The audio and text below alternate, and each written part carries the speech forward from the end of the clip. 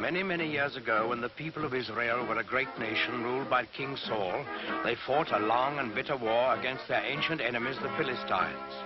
In those days, soldiers used swords and spears and bows and arrows, and they wore heavy armor and carried shields to protect themselves in battle, so that only the biggest and strongest men were taken into the army.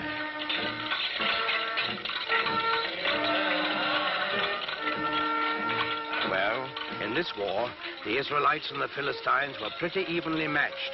They fought many hard battles, and each side lost many men, but neither side could completely conquer the other.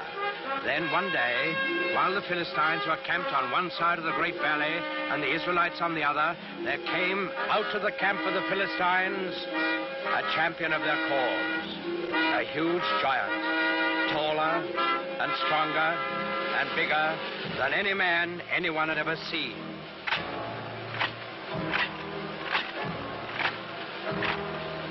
He wore very heavy armor, and his face was fierce and cruel, so fierce and cruel that it would strike fear into the hearts of the bravest. This was Goliath, the giant of Gath. He strode to the center of the valley, faced the armies of Israel, and in a voice like thunder, he hurled this defiance at them. I am Goliath, the giant of Gath, and the Philistines have chosen me as their champion. You, soldiers of Israel, choose a man for you, and let him come down here and fight with me. If he kills me, we will be the servants of Israel. If I kill him, you will be slaves to the Philistines. I defy any man to accept my challenge.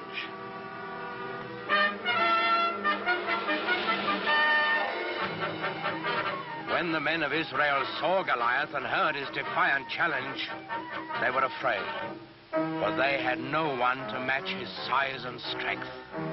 Not one among them dared go down and do battle with the giants. Not, that is, until the shepherd boy David heard Goliath's challenge.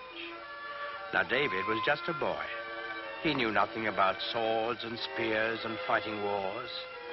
But he was a thoughtful boy, too, and a good boy, because he believed in God and trusted in him. So, when he heard Goliath defying King Saul's army, he turned to his brothers and said, "In defying the army of Israel, Goliath defies God. Is there no one here to go out and do battle against the enemy of the Lord?" David's brothers were first surprised and then angry at him. "Go back to your flocks and leave wars to fighting men." But David wouldn't be put off. "I will do it," he said. "Send word to King Saul. Tell him that I will go down into the valley and do battle with Goliath the giant." When the king saw how determined David was, he gave him his blessing and offered him his own royal armor and sword. But David wouldn't take them. He wasn't a soldier. Instead, he went to a nearby stream and selected 5 smooth stones. He put these in his shepherd's bag. He took his stick in his left hand, and in his right hand he held a slingshot. That's all.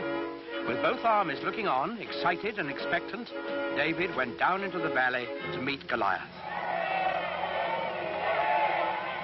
They met in the middle of the valley. David looking up at the giant, confident and unafraid, and Goliath looking down on the unarmed boy with eyes full of hatred.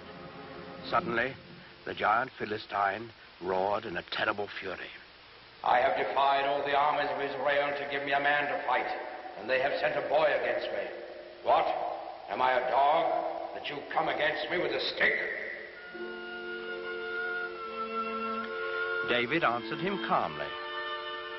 "I come against you in the name of the Lord of hosts, the God of the armies of Israel, whom you have defied. Your sword and your spear and your shield will not save you, Goliath, for this day you shall learn that the Lord fights on the side of right."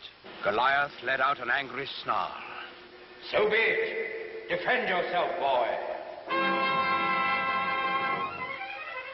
Goliath the giant rushed forward to make quick work of the boy champion of the Israelites. David stood his ground. He reached into his shepherd's bag, took out one stone. He fixed it in his slingshot, and he let it fly.